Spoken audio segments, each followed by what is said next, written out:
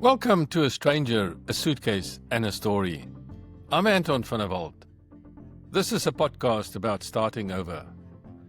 It is about what it takes to leave the familiar behind and the courage it takes to begin again in a land that isn't yet home. Together with my co-host Ben Liebenberg, we explore the untold stories of migration. Not just where people went, but why they left, what they held on to, and what they've had to let go. Each episode, we sit down with someone who's made that leap. Someone who's left behind not just places, but languages, careers, communities, and sometimes even parts of themselves. They share what called them forward, what nearly held them back, and what they've come to understand about identity, belonging, and starting again. Produced in partnership with Southern Crossings, a community for South Africans forging new lives in Australia, this podcast is a place to feel seen, heard, and understood. Because this isn't just about visas or paperwork. It's about identity, loss, hope, and the quiet strength it takes to rebuild a life piece by piece.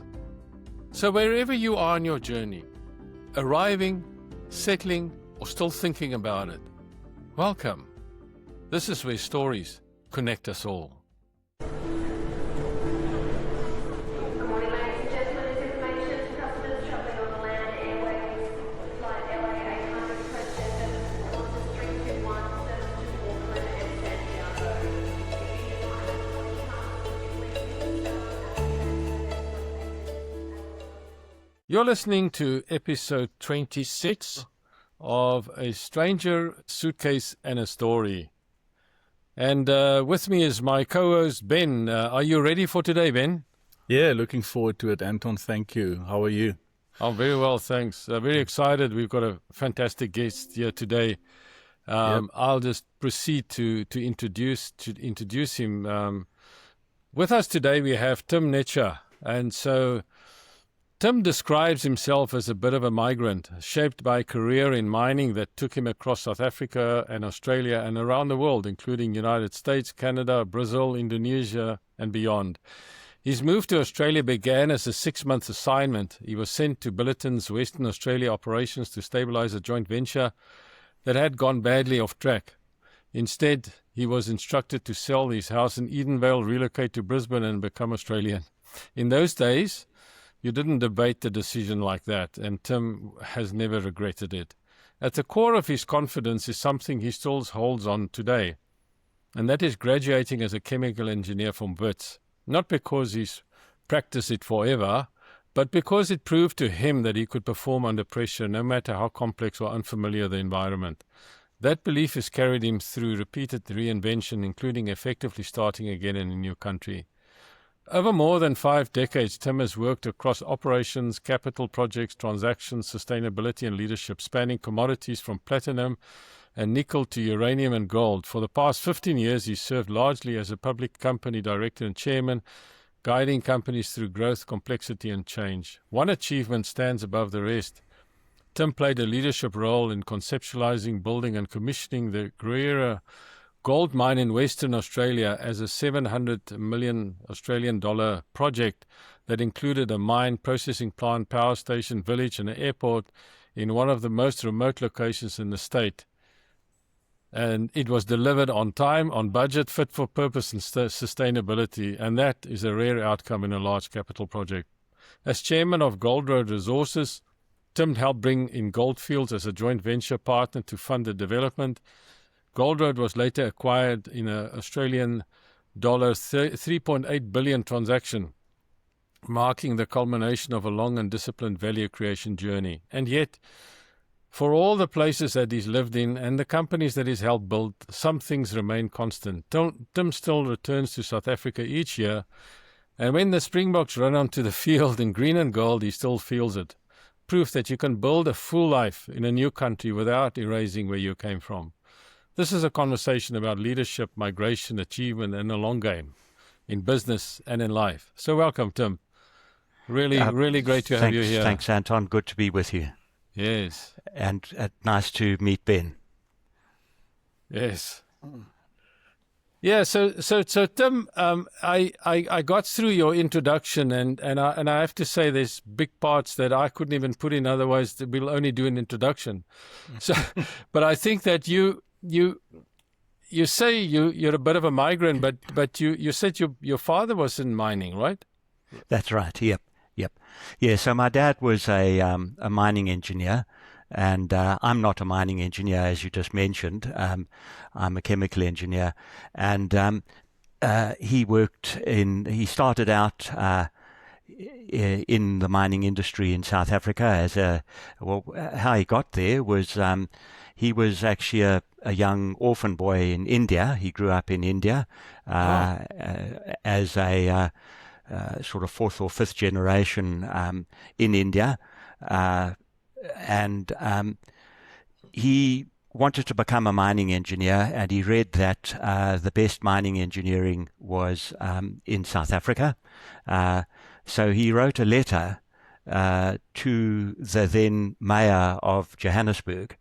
So this was in 1948, saying that he wanted to become a mining engineer, and could the mayor help him to do that. And fortunately for him, so it took, obviously in those days, the letter went by sea mail, and it took some months to get to South Africa. And fortunately for him, it wasn't actually a mayor, it was a mayoress. So she didn't just take the letter and put it in the bin. She actually read it and replied to him and said, I have enrolled you in the Wits Mining Engineering School. It's now over to you. You need to get yourself here, and you need to put yourself through that degree.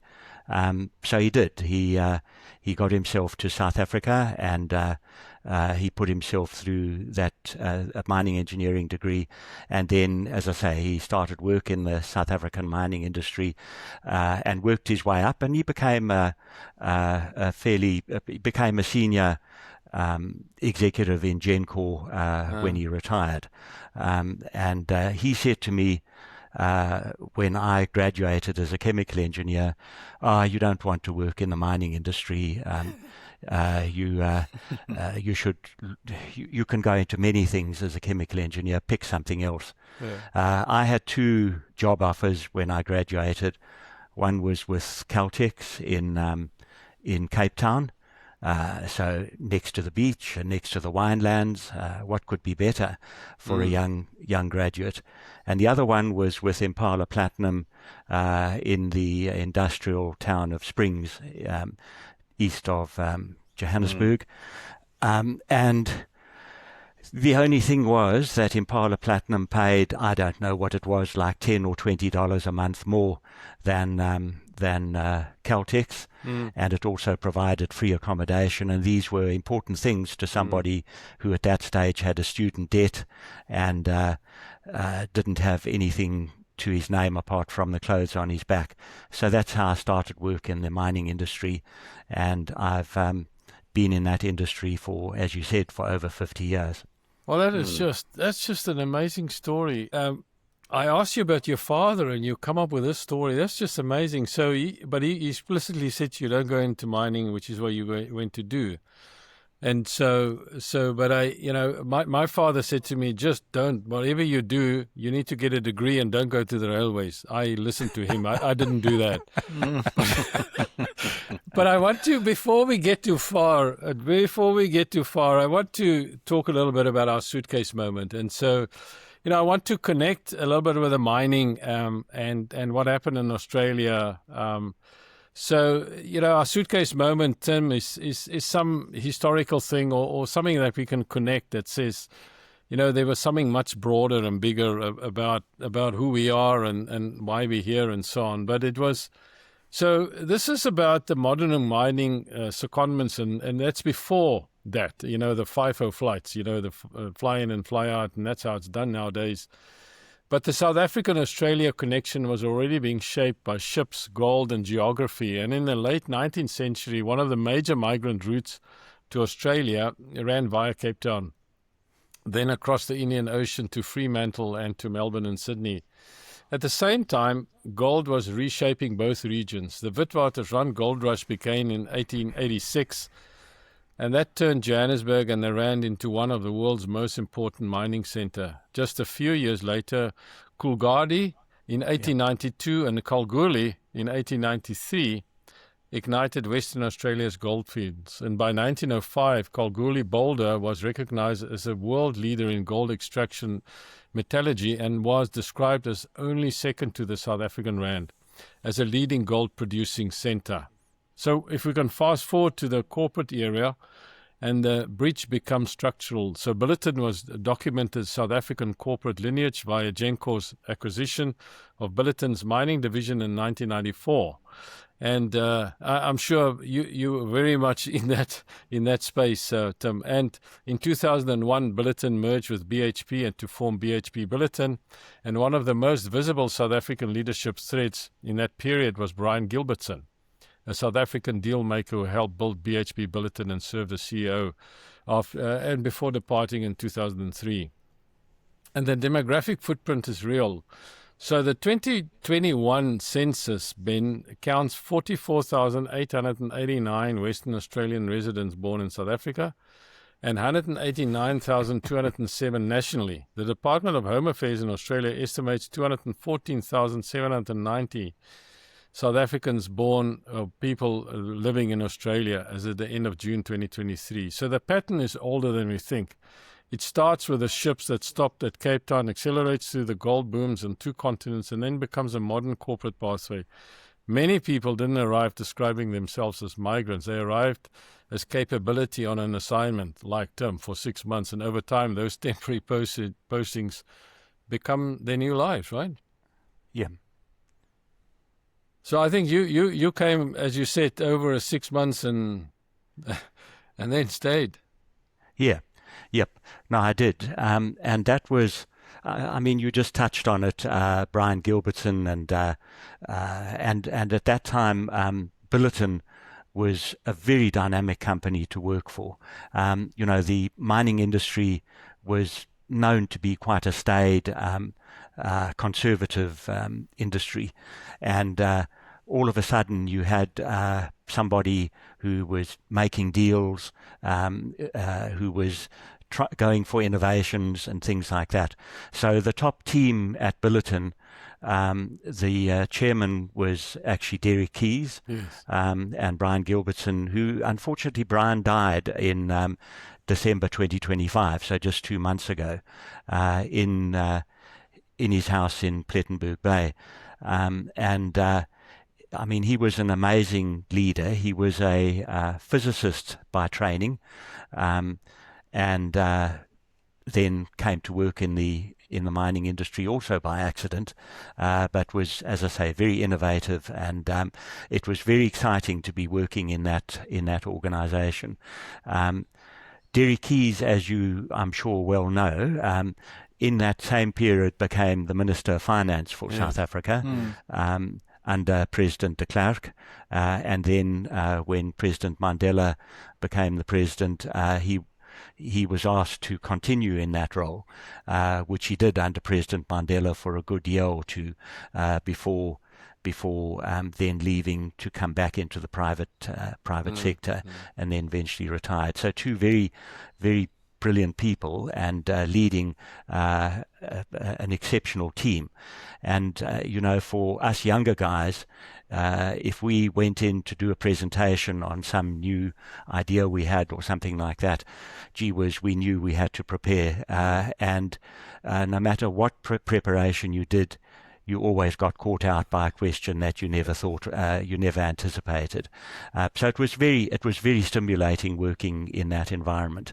And in that environment, as I say, I came over to Australia to sort out a joint venture, and then being the entrepreneurial company that Billiton was, they bought a nickel company in Queensland, and I was, as you say, simply told to become an Australian and go over and join the leadership team of that company.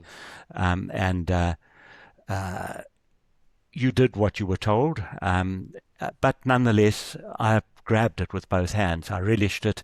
And if I have to give any advice to any youngster coming up nowadays, when opportunities come your way, or if somebody says, can I have a volunteer to go to Panama or to Venezuela or whatever, put up your hand and say, take me, and you'll never regret it. And that I've always done throughout my life, and I did it then too. You know, Tim, normally when we start these podcasts, we normally go back and get to know the person a little bit and how they grew up and, you know, a little bit more about their background. But just reading about yours, you know, I actually found myself in thinking you've been an immigrant since you've been a very young person in your life. It's not like most people, you know, we speak to have got a really traditional South African upbringing with primary school and, you know, school, and most of us army, or those, you know, we've got quite a set path, and then somewhere something happened that they made a decision to move. But in your case, it seems like you've been an immigrant all your life. You know, you've moving forever. Tell us a little bit more about growing up and how you moved around and why you moved around so much. Yeah, so with my dad being in the mining industry, he was transferred around to different mine sites around the mining areas of South Africa. And I was born in Witbank, so he was in the coal mines back then. He then moved to the gold mines when I was 5 or 6 years old, and then we moved to various different mining sites.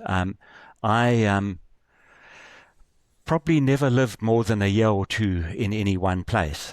So I think I went to probably, between primary school and high school, probably 8 different schools. I matriculated at CBC in Welkom, and I was actually there in that in that school for 2.5 years, which is probably the longest I was in any school. As a result of that, I have very few good friends. So that's something I'm a bit sad about, because, as I say, I can count on less than one hand my good friends. But I know a lot of people around the world. I can arrive at a mine site in the remotest part of Canada, and I will find somebody that I know there. And likewise here in Australia or South Africa or Indonesia. And that's very enriching. And I did make the choice when I did go to, after I left South Africa and went to other countries, to assimilate into the cultures of the other countries. And I often did that by learning the language. That's one of the best ways to assimilate the culture. And as I say, I found that extremely enriching as a person to, and you know, I still have, after having left Indonesia nearly 20 years ago, I still have Muslim friends email me or send me SMSs or whatever at Christmas time, wishing, you know, our Christian holidays, wishing me the best. And I'm pleased that you've triggered in my mind now. We've got Ramadan starting soon, right. And I must actually message them regarding that Muslim holiday. So, you know, it's these enriching experiences that you have as a result of living in these different places. Yeah, so you said your you try to adopt the language of the country. So what's your Australian like? Have you mastered it yet or not? Yeah, well, that's right. So both Australia and the US talk English, as you know, and but it's quite different here. Yeah. There was something in your bio that you said. I didn't read that, but I found it quite interesting, and I think it triggered this thought that I mean, there's an event that happened, right? So that you speak about that made you then say, well, I need to assimilate, or at least get more friends in the country and get to know people. That's when you were braaiing in the snow, I think it was, wasn't it?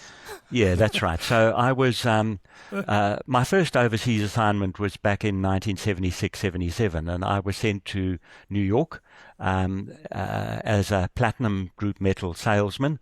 So I traveled all over the US and had customers like General Motors, Chrysler, Exxon, electronics industry, various other people who purchase platinum group metals. But my office was in New York City.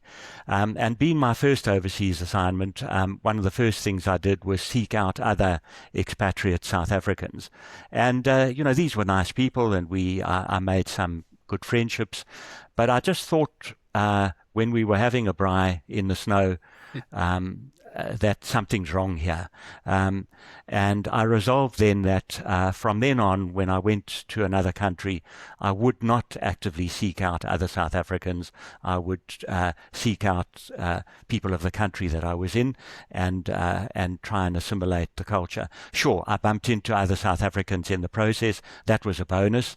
And, obviously I made contact and friendships with them as well. But first priority was to bond with people from the host country.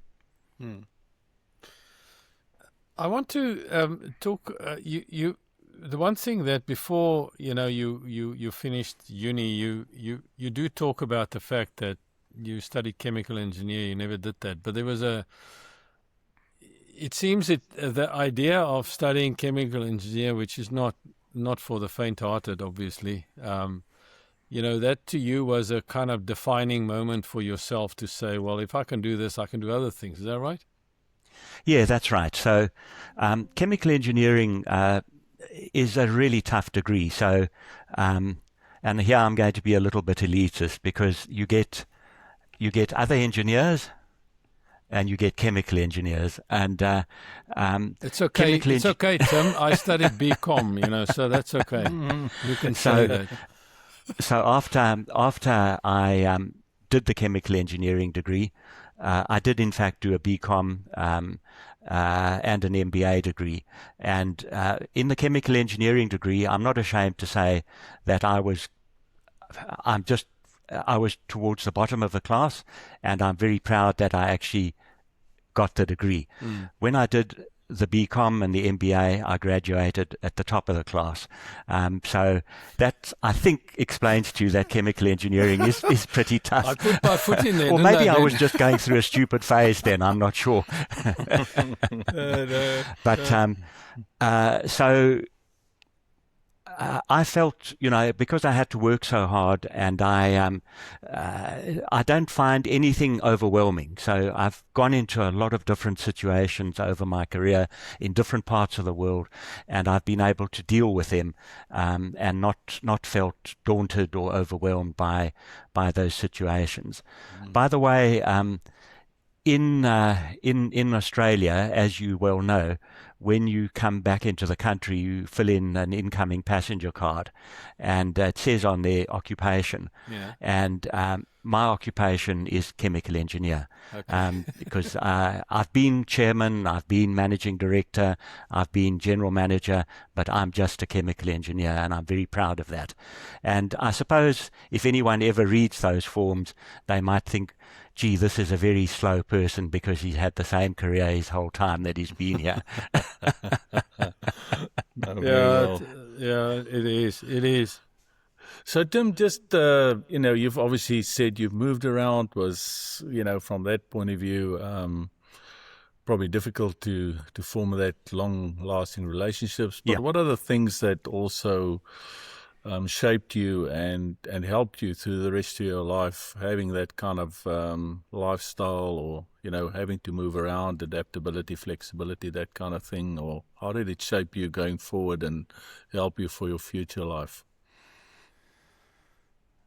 Well, look, it's basically the ability to fall back on so chemical engineering is you spend a lot of time on creative thinking, on innovative solutions, and dealing with huge workloads. And with that as background, as I say, you can be thrown into a whole lot of different situations. Some of them, culturally difficult, some of them mentally difficult, and you just are able to fall back on your resources and deal with the issue at hand. I've had a supportive family who at times have come with me, at times haven't. And that's been very, obviously, you can't do these things without support. And that's been very, very useful as well. And I've had, as I say, I don't have very many good friends, but the friends that I have had, whether they have been recent acquaintances or friends from the past, I've always been able to fall back on them as well. And it's amazing as you go around the world and you know the people that you can rely on and those that you can't. And some people, or a lot of people, have come through amazingly for me as I've gone through my career. Yeah, and you come across, I mean, we're talking to you, and you come across as a very principled person in the sense that you know what you want.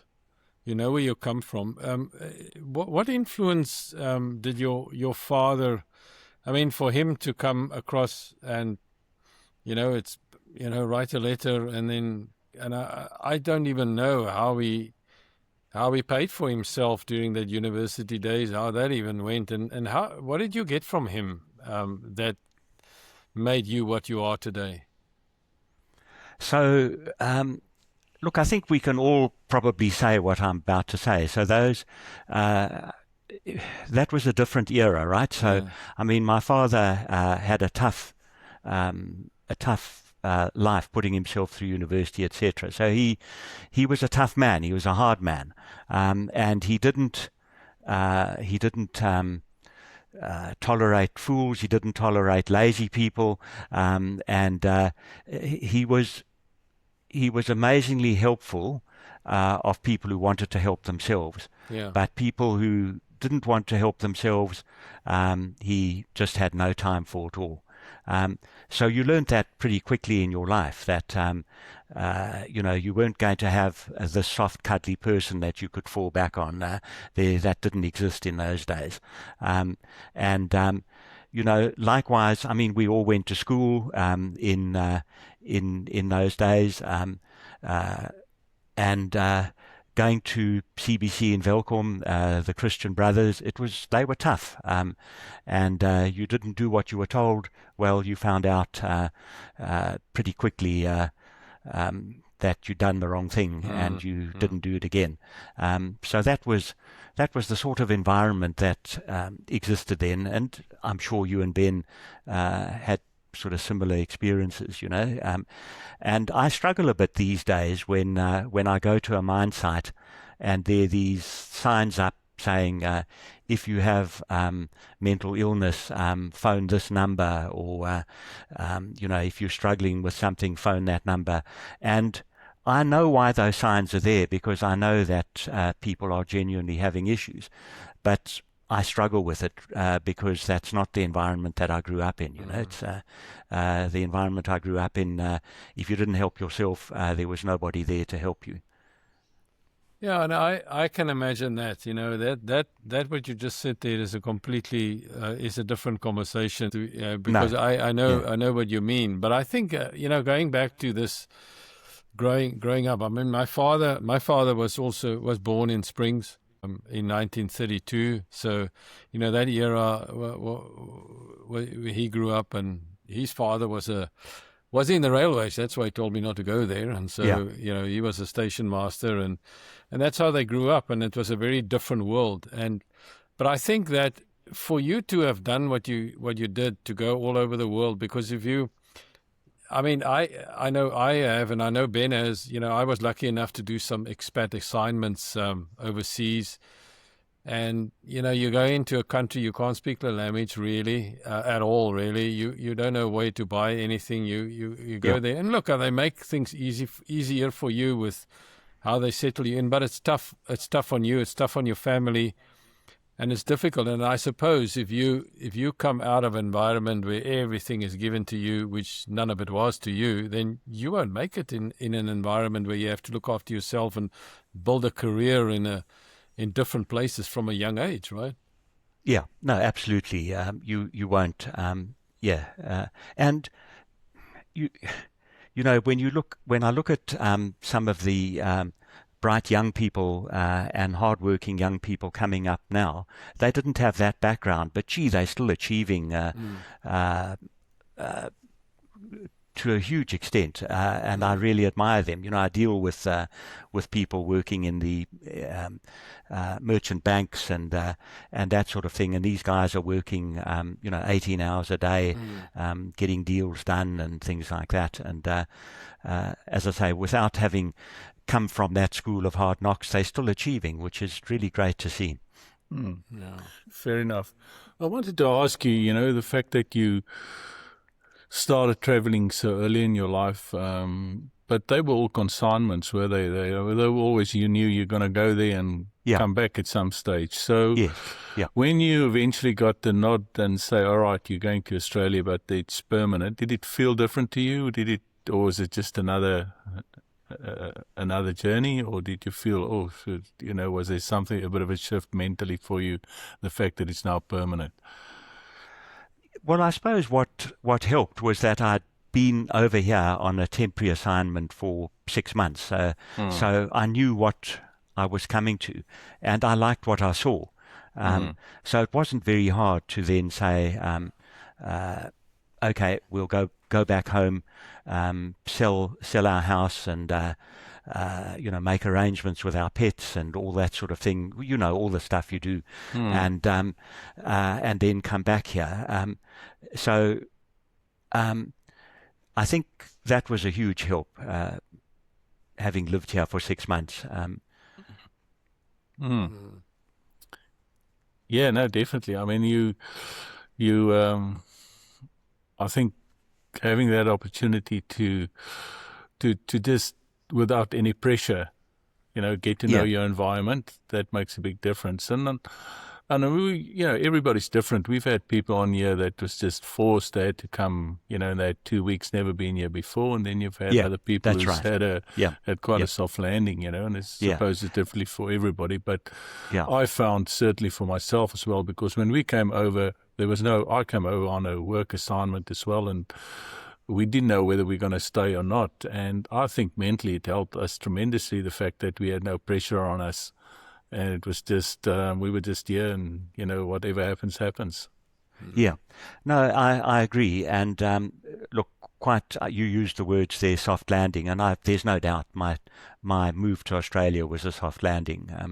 A large part of the move was paid for by the company. I know a lot of people who basically used up their life savings to move here and then literally start with nothing, my move was much cushier than that. Yeah. Tell us a little bit about the one that you I want to ask you the question, what was your favorite assignment? I can do that. Or alternatively, I can say, because the one that you pick out is the one, the Gruyere, if I pronounce it correctly, gold mine in Gruyere, yeah. Tell us a little bit about that project, because I think that you make the point that it was almost like, getting it on time, on budget, fit for purpose, and sustainable. I mean, those are 4 big words. Tell us a little bit about that project. Yeah, so as you mentioned, it was, look, at the time, so I'm going back now to about 2017, 2018. At the time, the Gruyere deposit was the most remote large-scale deposit in Western Australia. So I joined the board of Gold Road Resources in 2015-16. The Gruyere deposit had just been discovered, so I can't claim credit for that. Somebody else discovered it. I joined the board. The deposit was grown by doing further drilling, etc. And that was after I joined, and we found that we basically had a pretty well 10 million ounce deposit. and the reserves were about 5 million ounces of that. And the decision was then made to develop this into a mine, which happened, which, as I say, happened under my role as chairman. So I joined the board, and I was on the board for about a year, and then I became chairman a year or so after that. And the managing director, in fact, how I became chairman was to an extent a bit by accident, because when I was on the board, there was what was called an executive chairman, which is quite an unusual thing in Australia. You do have executive chairman in the US a lot, but not really in Australia, and it's frowned on. In Australia, they like to separate the duties of the chairman from the managing director, chief executive. And we had an executive chairman who was another South African guy, a guy called Ian Murray. And Ian Murray is a chartered accountant. He's a good friend of mine. I didn't know him before then, but he's become a good friend of mine. And he's a chartered accountant, and we had one particular shareholder who kept on agitating for us to stop this business of having executive chairman. And so eventually we said, look, this is just a huge irritation. We're doing so many good things in this company, and here we're getting pulled back all the time by this issue. So it was decided that I'd become the non-executive chairman, Ian would become the managing director and chief executive officer, and off we went, and everyone was happy. We then got into the development of the Gruyere deposit, and Ian said to me, look, Tim, I've never done anything like this before. I'm a chartered accountant. We need to work something out. So I said to him, okay, what we'll do is I'll run the building, the development and building of this project. You run the company, the rest of the company. And so we split the duties like that. So I actually ran what they call the steering committee of the project, and we took it through the different stages. So for a big project like that, you go through scoping study, pre-feasibility study, feasibility study, and then you build it. So I took this project through all of those stages, and Ian ran the rest of the company, and he did it very well. I didn't have to worry about all the other stuff going on in the company. At the time that I joined, or became chairman, the market cap of the company was about 200 million Australian dollars.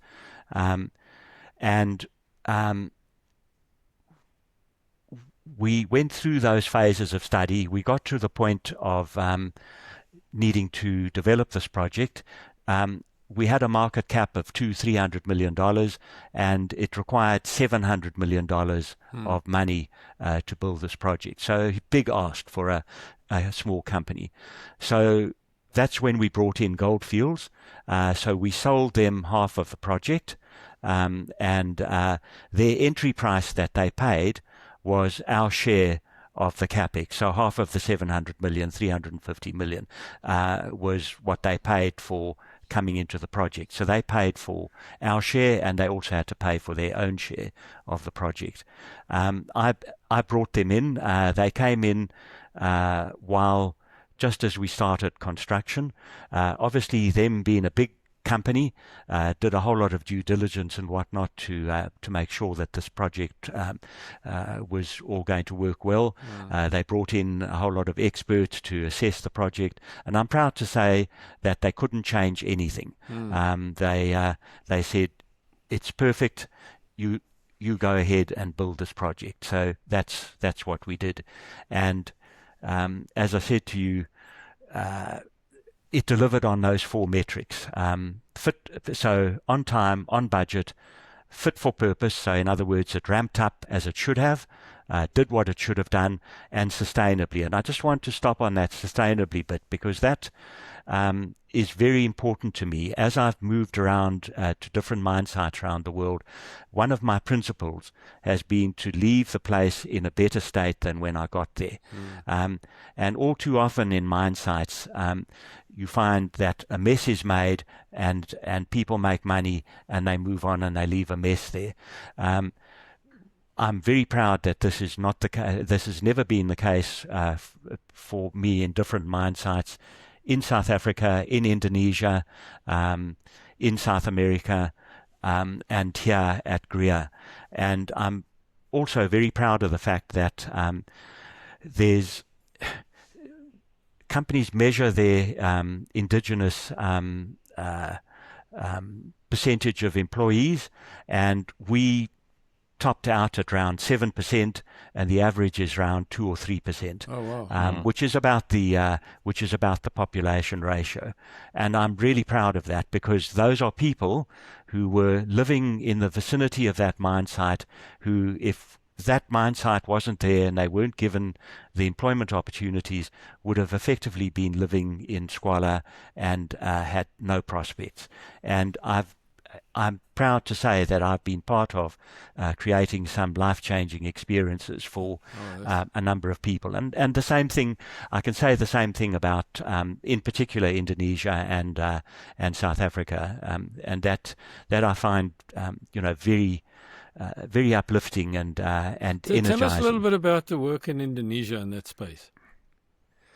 So in Indonesia, I ran a mine site which is the largest integrated nickel mine site in the world, and fully self-sufficient on a remote island called Sulawesi in Indonesia. Fully self-sufficient meaning we had our own power plant, hydroelectric power plant. 250 megawatts, which while I was there we increased to 300 megawatts of power plant.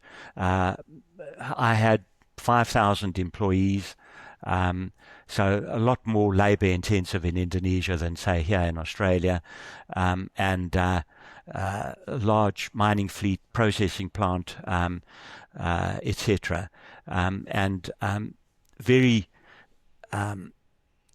as I say, totally self-sufficient. The nearest town was hour and a half's flight away, which was a town called Makassar, which was the capital of Sulawesi.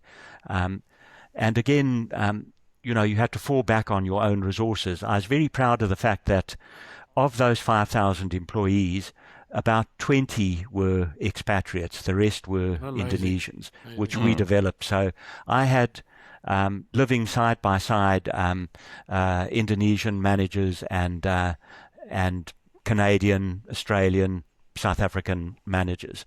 And my 2IC was an Indonesian. I'm very proud of that. Yeah.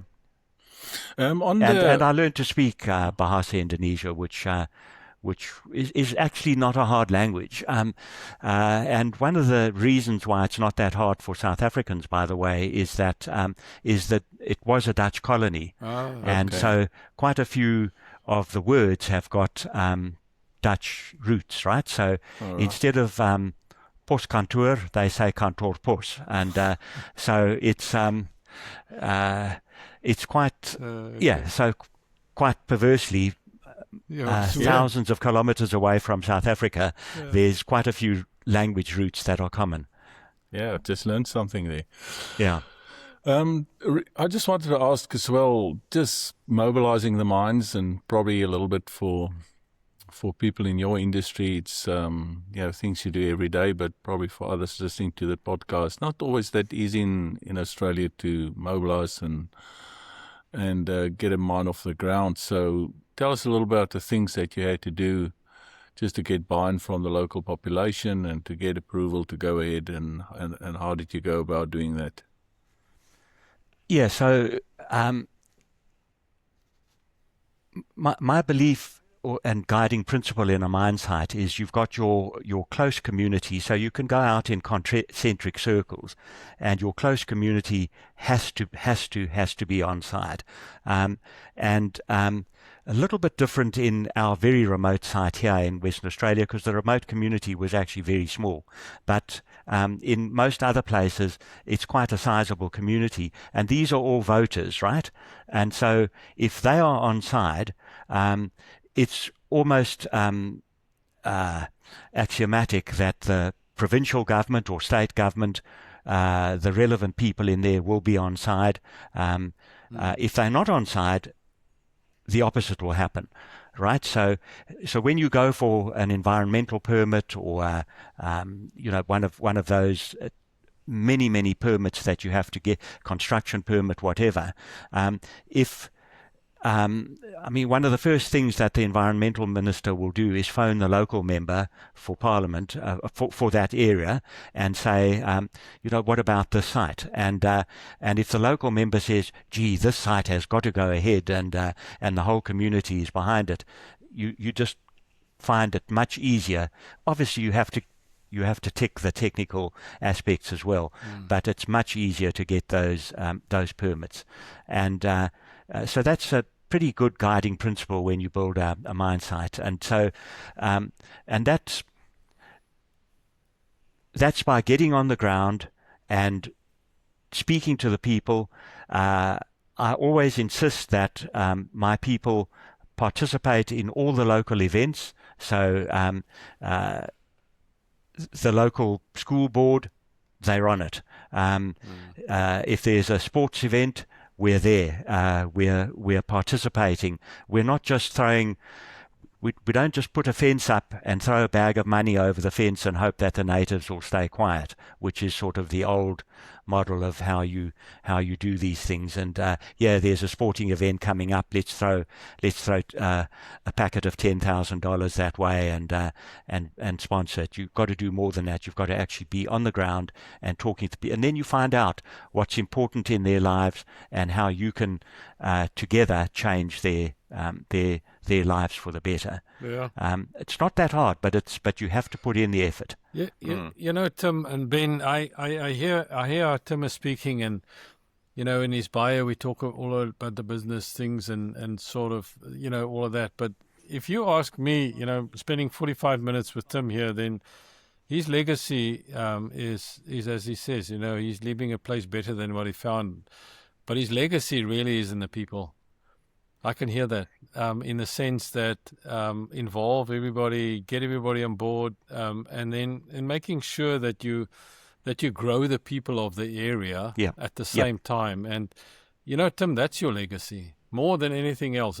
I've moved on now, and I'm chairman of two very small by comparison micro companies in the private space. They're not public companies. No.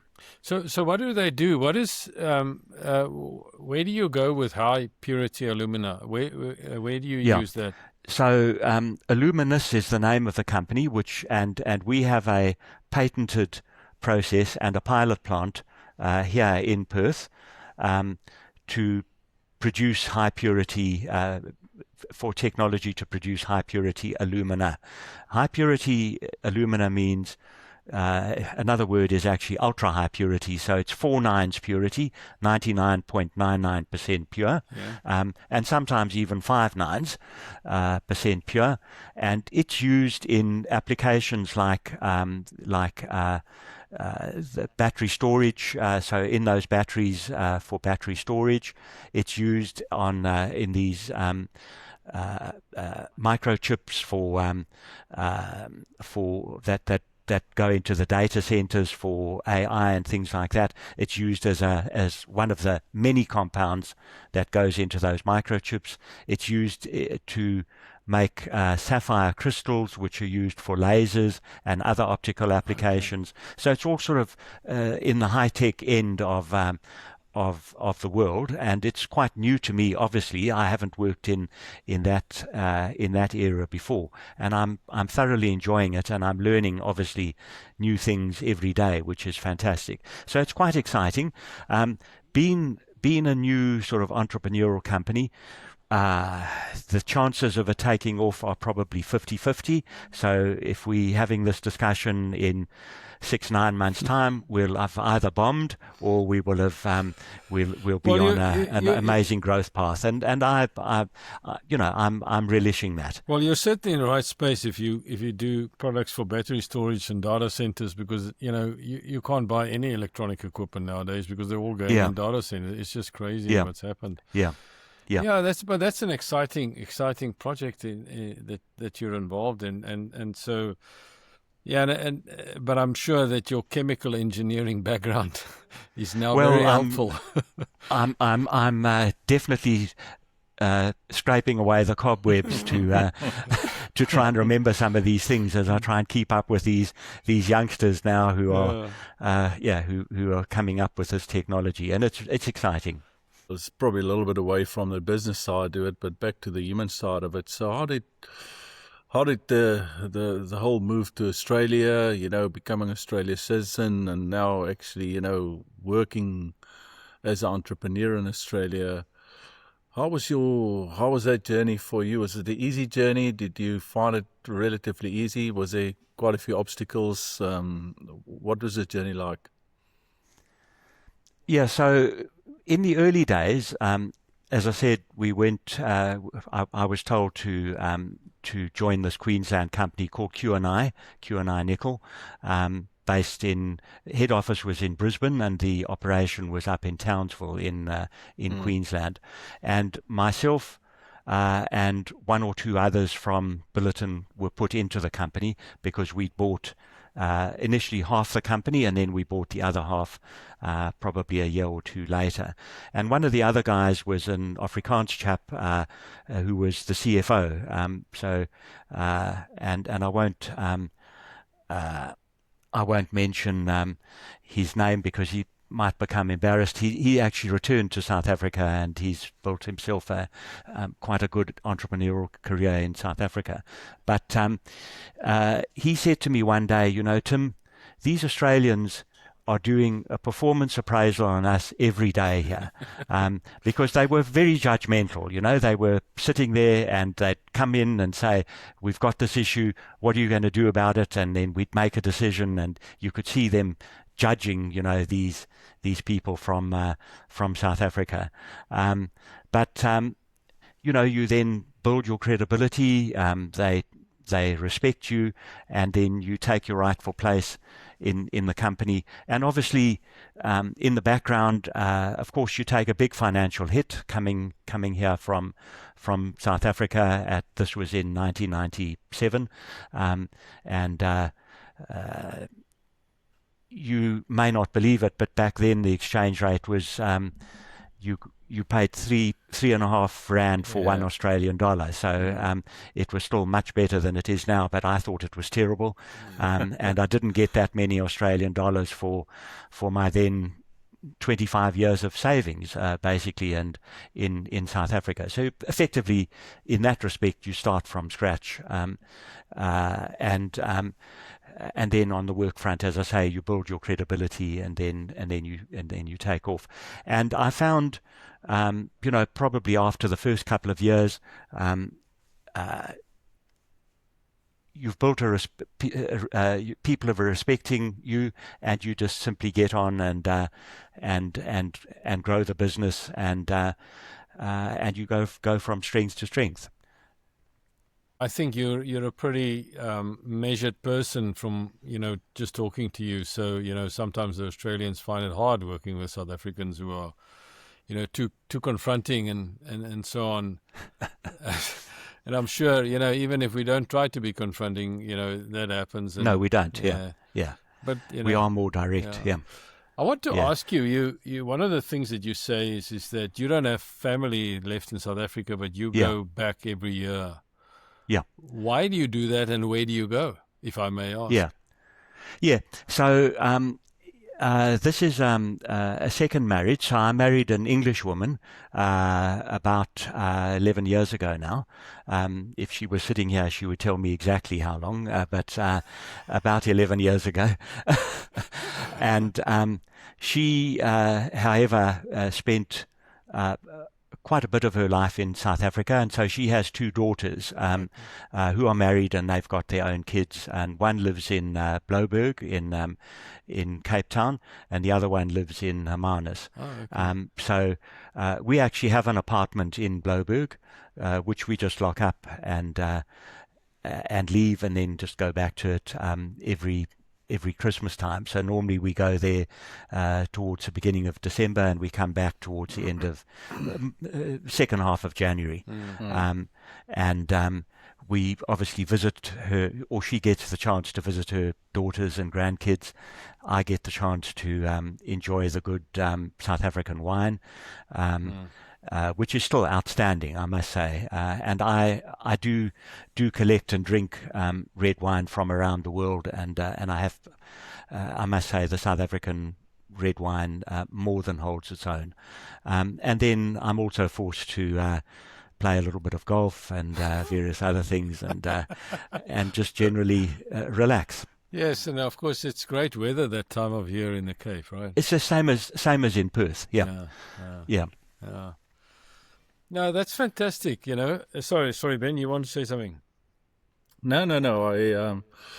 I think it's and I wanted to ask you, and just reflecting on it in terms of learnings, especially somebody like yourself who's obviously been around a lot, done a lot, experienced a lot. What are the things you learned out of it, and what are the advice you would pass on to younger people, especially people thinking about making the journey? I think there's more pressures to, just personally, maybe not, but there's more and more people thinking about it than did in 1997, moving over to Australia, and now that you've had this rich learning experience, what would you advise others? Well, I think I've probably covered it, Ben. I mean, the one is to embrace your new country and learn the culture, assimilate into the culture. The other one is when people are when managers are looking for people to do different things, put up your hand, volunteer. You'll never look back when you do that, and you'll get enriching experiences, and obviously you'll go up the career ladder as well, and not that much more than that. Well, I would, and of course, never forget where you came from. That's important as well, which I've never done. Never forgotten where I came from, and I must say, going back to South Africa every at the end of every year, I'm able to do that. It helps reinforce where I came from. I love going there and talking Afrikaans and just sort of blending into the community, and they don't actually know that I don't live there, and that's I really like that. And then, of course, also spending your money in exchange the other way around now. Yes. That helps. Yeah. And I think but that's something, and that's got nothing to do with coming with South Africans in Australia. But you go around the world, and if you find something cheap or whatever, you never say that, because you just make the local people not feel good. And that's the case. I mean, I had to talk to my staff in Indonesia every now and then, because they'd go to the marketplace and they'd go there to buy bananas or whatever for the house, and they'd come and would be talking loudly about how cheap this is and so on. And I just said to them, don't do that, because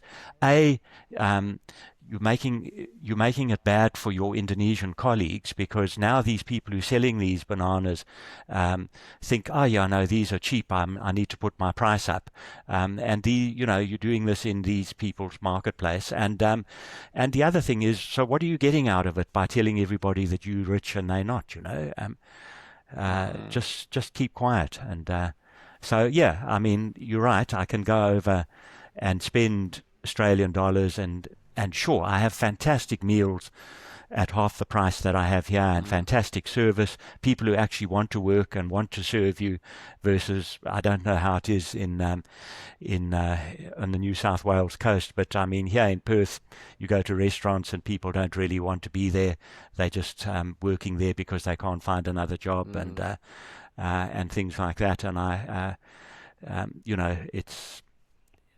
enjoy the meals, I enjoy the wine, but I don't tell anyone how cheap it is or anything like that.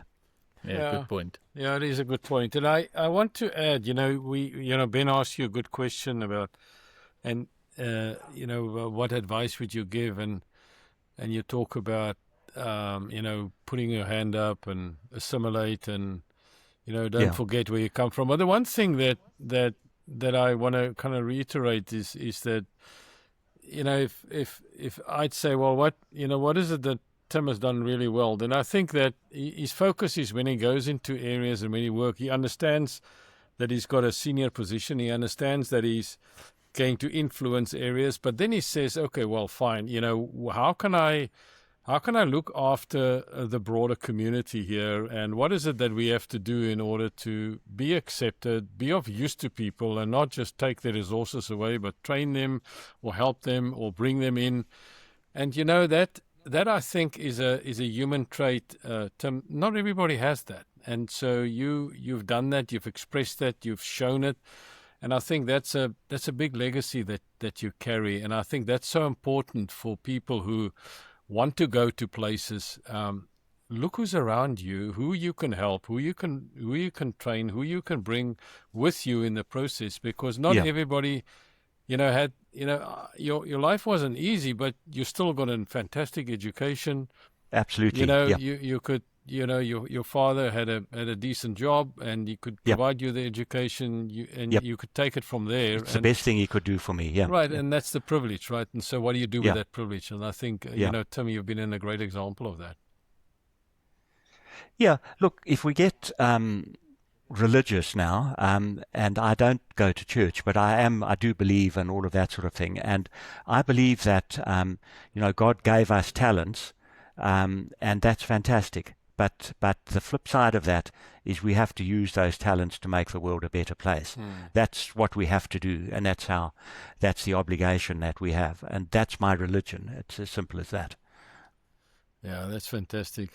Ben, we can't end this podcast on a better note, can we? Absolutely. Thank you very much, Tim. That's wise words and true words, and sums it up really well. Thanks. Yeah, so Tim, thank you very much. We got through this.